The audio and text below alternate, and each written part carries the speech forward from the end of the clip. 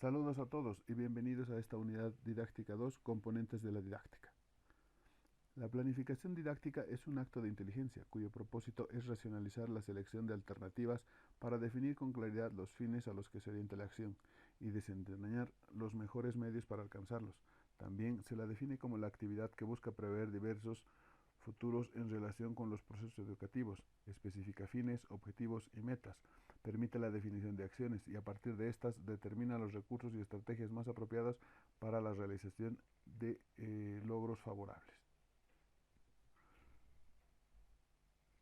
Planear los procesos didácticos implica reflexionar sobre varias dimensiones. En ese sentido, analizamos la primera dimensión, que es la dimensión política, y que consiste en comprender e interpretar si las acciones educativas tienen un compromiso para el desarrollo humano actual y para el futuro de los estudiantes. La dimensión institucional es el conocimiento del contexto del centro escolar, las condiciones y necesidades de infraestructura y de servicios educativos, sus intenciones educativas y del interés para lograrlas a través del fomento de relaciones sociales entre administrativos y profesores. La dimensión del aula es la más concreta y se refiere a la situación actual del aula, de sus actores. Aquí interesa conocer cómo el docente tomará en cuenta las necesidades de los estudiantes, así como su preocupación, responsabilidad y dominio profesional para anticipar actuaciones que se promuevan en el desarrollo psicológico y social de los estudiantes. Dentro de la planificación didáctica por objetivos y o competencias mencionamos una diversidad de características que tienen cada uno de estos tipos de planificación. La planificación por objetivos lo diseña el docente a nivel del aula, mientras que por competencias se fundamenta y diseña en un trabajo educativo dentro y fuera del aula. Dentro de la planificación por objetivos es teórica con algo de práctica y solo enfocado al material que el docente quiere abarcar. El plan didáctico debe reflejar mucha creatividad, además que se centra en contenidos que cada una de las asignaturas, independientes de la relación que pueda existir entre ellos, mientras que en la planificación por competencias comprende también las experiencias previas del aprendizaje de manera individual y se comparte con alumnos y entre ellos. También requiere de originalidad desde su planificación hasta su ejecución. Por otra parte, manifiesta también la atención de los intereses del alumnado y de lo que relaciona con los aprendizajes con diversas situaciones. Dentro de la planificación por objetivos, los contenidos se seleccionan y desarrollan de acuerdo con similitud que existe entre ellos, es decir, siempre dentro del mismo parámetro. Se basa en centros de interés del plan de estudios como actividades y proyectos relacionados con la realidad e interés de los estudiantes. Los docentes y sus estrategias de enseñanza se basan en los procedimientos para promover el aprendizaje significativo del alumno. En la planificación por competencias se induce a una participación activa de que él aprende y evita la atomización de contenidos. También se menciona que las actividades y proyectos se desarrollan en función de un eje central, el cual funge como generador de ideas e intereses. Para el maestro, las estrategias son las guías de acciones que hay que seguir para desarrollar habilidades de aprendizaje en los estudiantes. Asimismo, en la planeación por objetivos, el alumno aprenderá lo que debe en el tiempo exacto que debe, es flexible y fácil de manejar, cumple con las demandas académicas, se apoya en materiales físicos, lecturas y métodos tradicionales. Los contenidos curriculares son conceptuales. Este tipo de planeación es genérica e además uniforme. Mientras que en la planeación por competencias el alumno adquiere y emplea de manera intencional lo aprendido. Se utiliza para aprender a aprender y solucionar problemas. Se apoya en materiales y recursos tecnológicos. Los contenidos curriculares son procedimentales y latitudinales. Además, puede ser competencias formativas por competencias productivas o competencias educativas. En el mismo marco, la planeación por objetivos hace que estos sean más precisos y directamente relacionados con las unidades didácticas. Corresponde a un conjunto de actividades que se realizan de forma integrada para obtener resultados de aprendizaje. Tiene actividades secuenciales desde lo más simple hasta lo más complejo, pero siempre en relación a los contenidos. Mientras que en la planeación por competencias puede variar dependiendo de los conocimientos y habilidades previas. Debe cubrir la adquisición de conocimientos y desarrollar destrezas.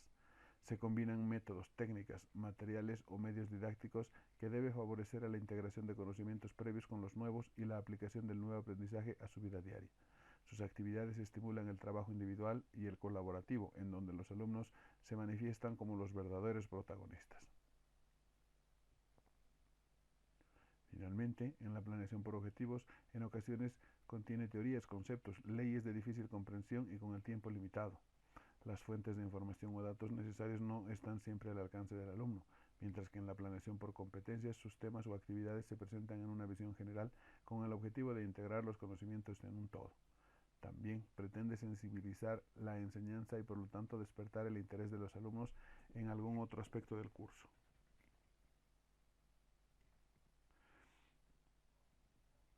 Dentro de los elementos de la didáctica tenemos al alumno. Los alumnos tienen como propósito el aprendizaje. Para esto deberán apropiarse de los saberes que se le proporcionan y que forman parte de los saberes de la humanidad y vincularlos con los conocimientos previos. El profesor es un orientador, facilitador, guía, asesor y acompañante de los estudiantes en el proceso de enseñanza-aprendizaje.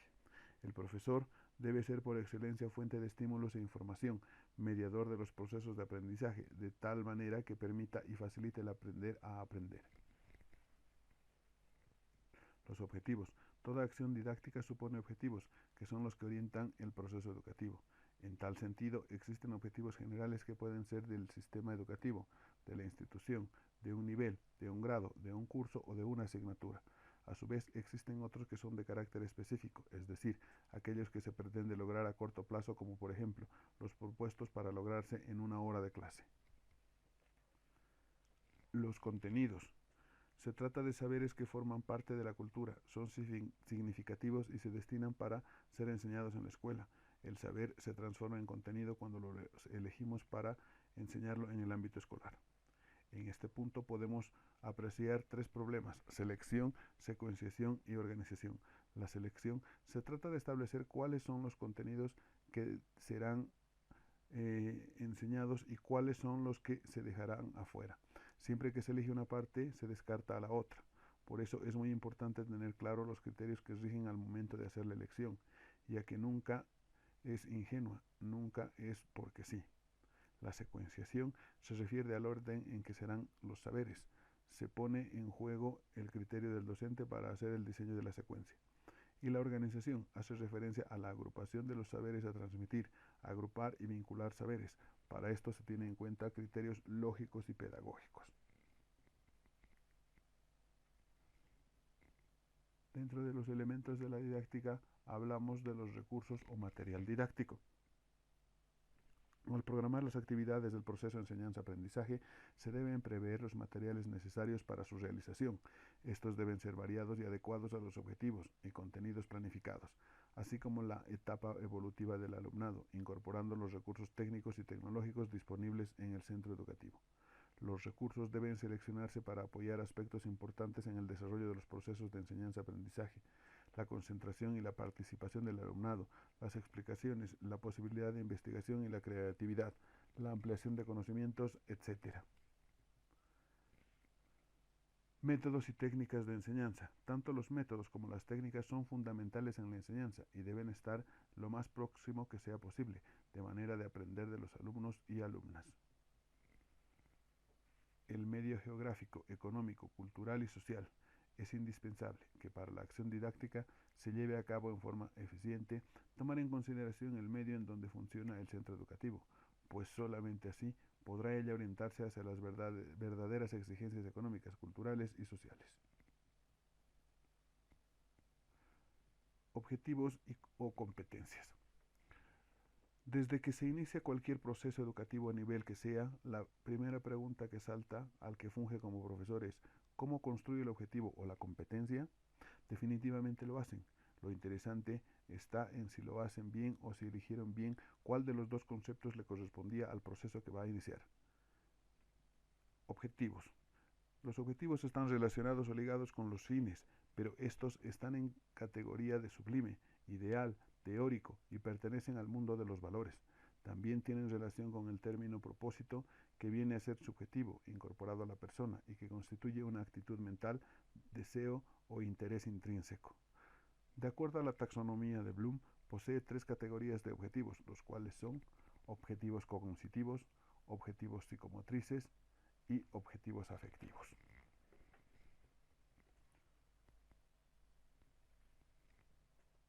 Dentro de las competencias podemos mencionar que una competencia es la posibilidad de movilizar un conjunto integrado de recursos, aprendizajes, con el fin de resolver una situación problemática que pertenece a una familia de situaciones. Así también podemos definirla como la capacidad, es decir, el poder, la aptitud de hacer una cosa. Los términos aptitud y habilidad son dos términos próximos al de capacidad. Los saberes que conforman una formación basada en competencias se conocen como el saber conocer, el saber hacer y el saber ser. Dentro de la disputa entre los objetivos y las competencias, tenemos que los objetivos son intenciones y o propósitos concretos, orientan la planificación, orientan la actividad encaminada a lograr metas. Además, definen lo que se va a conseguir al final del proceso formativo en la materia, mientras que las competencias hacen referencia al perfil académico profesional, tienen un rango de generalidad más allá de la planificación, delimitan el tipo de estudiante que se desea formar. Además, se sitúan en el límite entre el final de la formación académica y social. Asimismo, los objetivos sirven para seleccionar contenidos y actividades, hacen referencia al contenido de una materia o asignatura, se marcan de manera diferenciada objetivos de conocimiento procedimentales y actitudinales. Un programa basado en los contenidos de cada materia suele ser trabajado por cada profesor, mientras que las competencias engloban todas las dimensiones de la persona, tratan de formar ciudadanos críticos y estudiantes competentes. Pueden desarrollarse en materias distintas, ya que existe el criterio de transversalidad. También pueden englobar objetivos de distintos contenidos, conocimientos, habilidades, actitudes, valores. Un programa basado en competencias puede y debe ser trabajado conjuntamente por varios profesores desde distintas materias y áreas. Los objetivos tienen que atenerse al currículum basado en las materias que constituye la carrera. Se enfatiza la enseñanza de la materia de su conocimiento y su comprensión, siendo el profesor principalmente informador. El contenido mismo es lo que realmente importa y destaca junto con las habilidades intelectuales del alumno para su comprensión, mientras que en las competencias se supera el currículum basado en materias, ya que este es más fragmentado y tiende a una mayor interrelación e interdisciplinariedad. El profesorado pasa a ser organizador y facilitador del aprendizaje. El profesorado se convierte, según el término utilizado por los anglosajones, en coach, que ayuda, entrena, asesora, supervisa a cada estudiante en su aprendizaje, respetando su estilo de aprendizaje y basándose en sus conocimientos previos. ¿Por qué utilizar competencias y no objetivos? La diferencia fundamental entre una competencia y un objetivo es que este último plantea un resultado a lograr, pero no lo muestra explícitamente en el sentido o para qué. El ámbito donde se aplicará, por el contrario, la competencia posee ambos elementos como una característica esencial. Dentro de la concepción de planificación se debe tocar de manera indisoluble lo que es los contenidos mínimos y los contenidos analíticos. Se denominan contenidos mínimos o básicos a aquellos que no pueden faltar en el currículum de una asignatura para un nivel determinado de enseñanza. Al menos esos son contenidos que deben desarrollarse en el periodo en el que se hayan prescripto y son los que al menos el alumno debe haber aprendido para poder aprobar el examen, el trimestre o el año, según sea lo evaluado. Fijan el límite menor de aprendizaje. Dada la libertad de cátedra de los maestros, pueden agregar, simplificar o modificar ciertos contenidos, pero se pretende que al menos los básicos sean objeto del proceso de enseñanza-aprendizaje. Por eso, estos contenidos mínimos muchas veces son fijados por el Estado como instrumento de política educativa y deben ser comunicados por los docentes a los alumnos y a los padres desde los primeros días del año escolar y estar incluidos en la planificación, aclarando los tiempos que demandará y los recursos a utilizar para enseñarlos. Mientras que los contenidos analíticos son una fuente rica de información y orientación del escenario real y los procesos educativos. La importancia de los contenidos analíticos se fundamenta en la disposición organizacional y curricular que permite mostrar de forma sistemática y uniforme los parámetros que componen una asignatura. Igualmente, unifican como institución la manera de organizar coherentemente los diferentes elementos que constituyen cada asignatura, para así ser guía efectiva de la operatividad del proceso de enseñanza y aprendizaje. Sus características fundamentales son la unidad fundamental para hacer confluir todas las actividades en beneficio de los objetivos enunciados, y la continuidad, previendo todas las etapas del trabajo propuesto de manera sistemática, comenzando desde la primera actividad hasta las últimas.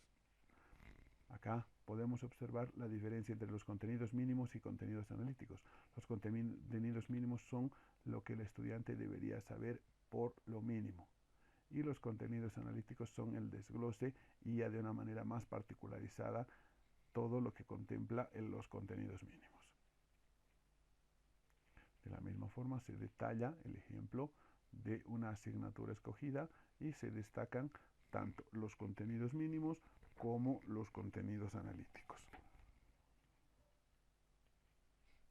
Cuando hablamos de métodos y estrategias de los procesos en el tema de la didáctica, tenemos que mencionar que toda acción formativa persigue el aprendizaje de determinados contenidos y la consecución de unos objetivos. Sin embargo, no todas las acciones consiguen la misma eficacia. Esto es porque cada acción formativa persigue unos objetivos distintos y requiere la puesta en práctica de una metodología diferente. La eficacia de muchos planes formativos reside en que desarrollan mediante 2 o 3 métodos diferentes. Este enfoque integrador es fundamental si se desea conseguir una propuesta formativa útil. Y dentro de estos métodos tenemos en primer lugar los métodos expositivos, que se caracterizan por la claridad en la presentación de la información al alumnado y se apoyan en la exposición oral de una o varias personas que son expertas en el contenido de la unidad didáctica o tema que se expone. Generalmente se realiza en conferencias, simposio, panel, mesa redonda, etc. Los métodos basados en la demostración práctica. En la formación continuada de profesiones sanitarias, en la que es necesaria la adquisición de destrezas y habilidades prácticas para el desempeño del puesto de trabajo, son estos los métodos de más aplicabilidad que se va a encontrar. Se trata de que el alumnado aprenda mediante procesos de demostración práctica y coordinada de tareas, es decir, talleres con demostración, investigación en laboratorio, investigación social, etc. Los métodos de construcción del aprendizaje son en su mayoría métodos interrogativos, en los que la comunicación entre docente y discente se basa en la formulación de preguntas por parte del profesorado. Se emplea en aquellas acciones formativas donde los participantes ya dominan el conocimiento del objeto de estudio, centrándose en el interés en que los participantes se conviertan en agentes de su propia formación a través de investigación personal, el contacto con la realidad del objeto de estudio y las experiencias del grupo de trabajo. Métodos basados en el trabajo en grupo. La particularidad de estos métodos es la participación activa del grupo de alumnos y alumnas, armonizada con una planificación previa y llevada a cabo bajo la dirección de una persona con las competencias necesarias para tal fin.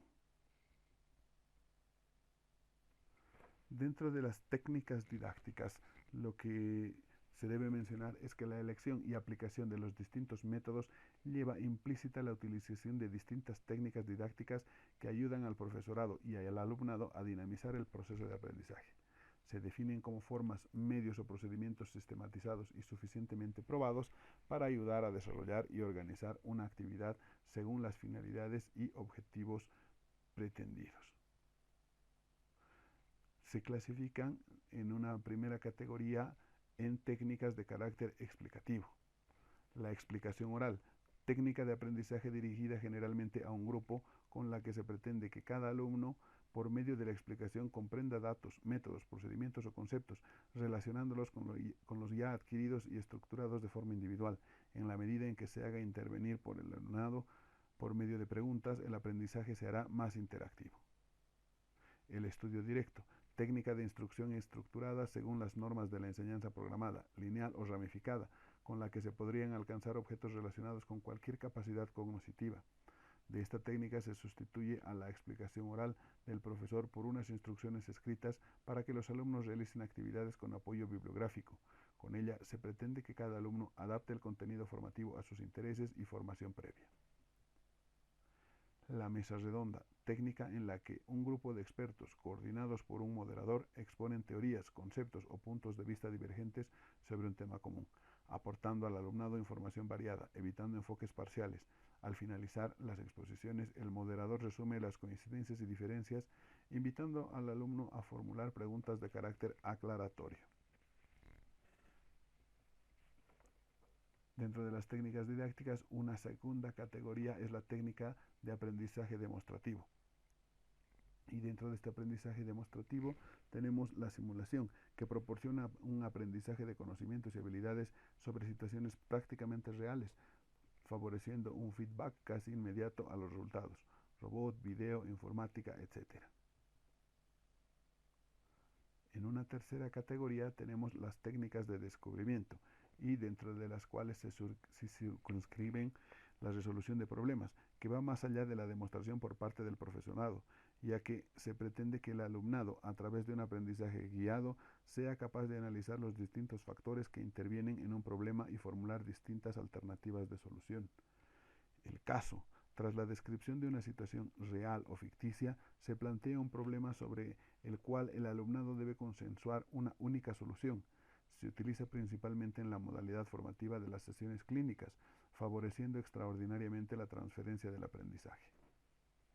La investigación de laboratorio, técnica de descubrimiento, en la que el profesorado presenta al alumnado uno o varios fenómenos relacionados entre sí y, al ser posible, aparentemente contradictorios. ¿Para qué? Utilizando la evidencia científica, el alumnado extraiga conclusiones útiles para su práctica profesional. Investigación social, técnica de descubrimiento que favorece la adquisición de objetivos de comprensión y aplicación, potenciando el descubrimiento de estructuras profundas, relaciones nuevas y valoraciones críticas. Se trata de plantear un problema pobremente definido y discutir sus posibles soluciones. El proyecto, técnica que facilita la transferencia del aprendizaje al puesto de trabajo, ya que la labor del docente no acaba en el aula, sino que sigue asesorando al alumno en la aplicación de un plan de trabajo personalizado previamente definido. La siguiente categoría es las técnicas de trabajo en grupo, y dentro de estas técnicas tenemos el debate dirigido o discusión guiada. Es un grupo reducido entre 5 a 20 personas que trata un tema en discusión informal, intercambiando ideas y opiniones, con la ayuda activa de un estimulante de un coordinador de grupo. La experiencia demuestra que el aprendizaje que se ha producido a través del uso de esta técnica permite la profundización en los temas y produce satisfacción en el alumnado. Phillips 66. Un grupo grande se divide en subgrupos de 6 personas para discutir durante 6 minutos un tema y llegar a una conclusión. De los informes de todos los grupos se extrae una conclusión general.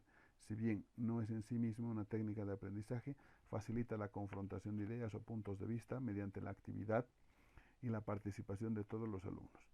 Puede utilizarse esta técnica para conocer las ideas previas del alumnado. La comisión. Un grupo reducido comenta un tema o problema específico para presentar luego las conclusiones a un grupo mayor. Dividiendo al grupo en comisiones, cada una de ellas se encarga de la preparación de un tema o de un aspecto de un tema concreto, para luego ser tratado de forma integral con el resto de los alumnos. El roleplay o juego de roles. 2 o más personas presentan una situación real, asumiendo los roles del caso, con objeto de que pueda ser mejor comprendida y tratada por el grupo. El foro. El grupo expresa libre e informalmente sus ideas y opiniones sobre un asunto, moderados por el formador o tutor. Generalmente acompaña a otras técnicas, como la mesa redonda, el juego de roles, o se utiliza como continuidad de la actividad finalizada. La mayoría de las técnicas que son susceptibles de desarrollarse con la modalidad presencial se pueden utilizar en la formación a distancia, siempre y cuando se cuente con las herramientas de comunicación. Las acciones didácticas. Las actividades de aprendizaje se constituyen como un conjunto de acciones al que se propone el alumnado alcanzar un objetivo específico previamente establecido, a través del aprendizaje de un determinado contenido. Por esta razón, se puede decir que conforman experiencias de aprendizaje formativas. La elección de las acciones o tareas a desarrollar no debe ser arbitraria. Por esta razón, proponemos una serie de factores a tener en cuenta para su planteamiento o elección. Y dentro de estas podemos mencionar a la introducción-motivación, que permiten situar al alumnado ante la realidad del aprendizaje con una actitud positiva. La detección de conocimientos previos, que facilitará al profesorado el conocimiento de las ideas previas del alumnado en las distintas fases del aprendizaje para la adaptación continua a los destinatarios de la actividad. De desarrollo y consolidación, que facilitan la asimilación y el afianzamiento de los conocimientos tanto teóricos como prácticos, así como la aplicación de los mismos a otros contextos. De refuerzo, que facilitarán el recuerdo de lo aprendido y ayudarán a aquellos alumnos que por cuestiones de experiencia previa, nivel de madurez, etc., presenten alguna desventaja con respecto al resto de sus compañeros. De ampliación, de profundización, que facilitarán avanzar en competencias ya adquiridas. La evaluación. Evaluar es emitir un juicio de valor, y hay dos elementos que caracterizan ese enfoque.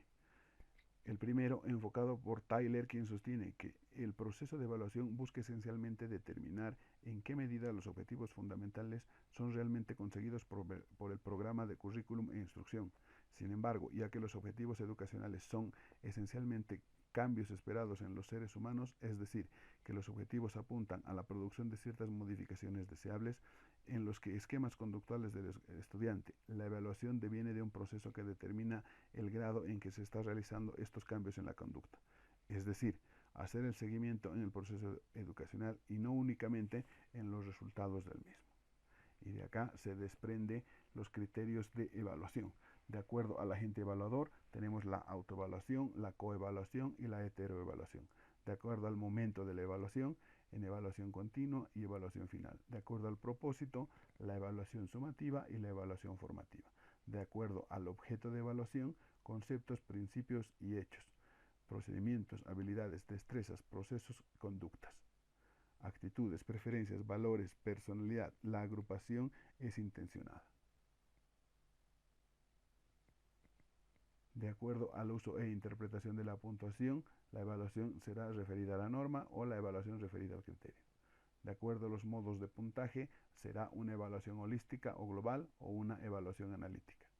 De acuerdo a la actividad del evaluado, evaluación escrita, prueba escrita, trabajo, memoria, informe, ensayo, diario. La evaluación oral, entrevista, exposición o presentación. Evaluación, cualquier otra. Ejecución, juego de roles, simulación, juego, discusión en grupo, actividad física, actividad procedimental.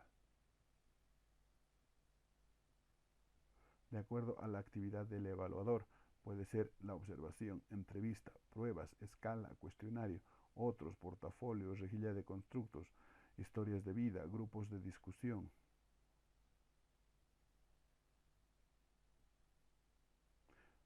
Muchas gracias, hasta la próxima. Saludos.